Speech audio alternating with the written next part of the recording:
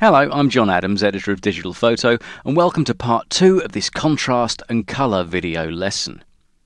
Now here's where we got to in part 1. We used levels adjustment layers to make this wonderful effect. We started with a fairly bland looking image and we perked up the sky, then we perked up the foreground, then we added some strips of contrast, and finally we used the separate channels of a levels adjustment layer to add some colour balance and warm up the entire image. Now right the way through we used the levels palette using adjustment layers, and the levels palette has got 3 points of adjustment. You've got the black point slider, the midpoint slider and the white point slider. But let's just get rid of these now. I'm just going to drag them all to the trash, all the good work we've done. Oh, it's sacrilege, isn't it? All that goes to the bin in the layers palette. What we're going to do instead is create another adjustment layer, only this time we're going to use curves. So let's go through what we did again. We're just going to pick up our lasso tool, make that rough selection of the sky. There we go. Go around the top. We're now going to feather that selection using the refine edge command. Feather of 150, click OK. And then instead of using a levels adjustment, we're going to use curves. Now do bear in mind that this is only available in the full version of Photoshop. It's not available in Elements. So you need to have Photoshop 5, 6, 7, CS, CS2, CS3, CS4 or CS5 to use this. Okay, so we click on the curves and we get a diagonal line running from black to white. And what you can see inside that line, if you're using CS4 or CS5, is the levels palette. That's actually hidden away inside the curves as well. And if we move the black point slider inwards, we can, just as we did with levels. There it is there. We can also move the white point slider back, just as we did with levels. And the midpoint is not there, but the midpoint is this tone curve. And onto that midpoint, you can plot as many as 14 separate tonal adjustments. So to plot something, you simply click on it, and then you can move that tonal curve simply by pushing it up to make things brighter, or pulling it down to make things darker. Now if you make a hash of it and you don't like the curve you have, to get rid of a point you simply drag it off the side and it's gone. So we can move in our black point to adjust that, and then we can sort of move our midtones down a little bit, add another point perhaps to adjust that, and we can fine-tune it to the nth degree to get the perfect contrast result. So that's our sky done. That's a nice job there. We can now do the same thing as we did with the foreground in our levels tutorial. So we simply select that foreground area very quickly like so, all the way around the outside of the image, back up to the starting point. Then we'll refine the edge using the feather command. 150 pixels is good. Click OK. And now we make another curves adjustment layer. Click on the icon and select curves. And this time we want to make things a bit brighter, not darker as we did with the sky, but brighter. So we need to move in our white point a bit. You can see there the whole thing's brightening. So we're using it like levels, and then we can get hold of our curve and push it up to brighten those midtones. We can make some great adjustments, minute adjustments here, there and everywhere. We can actually take the quarter tones down, the darker tones, and we can boost the 3/4 tones at the same time. We can do all kinds of things. But the important thing to remember is to keep your curve smooth. If you start getting funny kinks in the curve like that, you can see the image is getting broken and going wrong. So anything that starts to look a bit curious, you know it's not going to work. And you're going to end up with something that looks like another planet. So avoid these kind of extreme curves and go gently with the curve.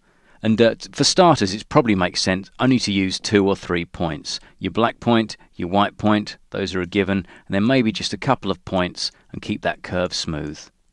And that's looking pretty good there. I just need to move in the black point a touch, just to help out contrast. Maybe a little bit brighter. That's good. Make sure we're not bleaching out anywhere. Okay, that's a nice looking curve. So that's our foreground done. And what we did with the levels tutorial was we painted back the detail into the brick of the house, simply by using the mask that's attached to the adjustment layer. Curves is no different in this respect. There's our mask there, curves 2, and all we have to do is zoom in first and foremost. We need to make sure our farmhouse is big in the screen. There we go. Then we pick up our brush, make sure we've got a nice small brush size. Let's take that down to sort of 40 pixels or so. Opacity, take that to around 30%, just as we did with levels. Then we simply have to brush black into it.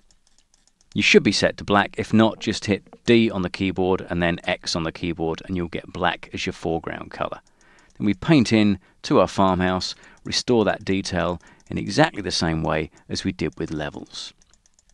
I think we did a little bit of work on the roof as well, so we can just paint that through. That's rather nice. Okay, there's our detail back. And after we'd done that, we also took a quick look at our water as well, because there were a couple of burnout areas there. Maybe a little bit there. We'll reduce that opacity, go for a bigger brush size, just the right square brackets key there, just a little bit of paint across those highlights in the water. I think that's enough there. A bit on that rock as well, or is it there? Yes, that's good. Okay, so that's our image nicely balanced. Let's double click the hand tool to see the full screen. Looking pretty good. And what we're going to do now is add those nice contrasty strips to the top, the bottom, and this strip across the middle of the image. So back to the lasso tool, we're going to quickly get that strip along the top. There we go. Then we'll hold Shift to add to the selection and pick that strip along the bottom. And then we're going to go for this middle area that's a little bit washed out compared to the other parts of the image. We're just going to make that selection that way and take in the lake as well. Lovely. There we go. We need to feather this, of course, so Refine Edge is the button for that. 150 pixels is good, so click OK. We've got a nice soft edge selection across these three strips of the image. Okay, we need curves again, so Adjustment Layer and choose Curves. And this time, we don't really want to force the black and the white points because that's going to sort of start breaking the image in a dramatic way. So all we need is the midpoint slider. So we can leave black and white exactly where they are and just pull down the curve slightly. You can see there, maybe we'll just add another point. That's just helping quite nicely to darken those strips of the image. That's enough there. Very subtle adjustments are needed with curves. Don't go mad with it. Just small tweaks, small pushes and small pulls are all that's normally required.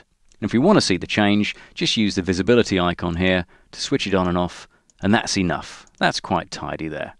Okay, our final adjustment was color balance, and just as we did it with levels, we can do it with curves.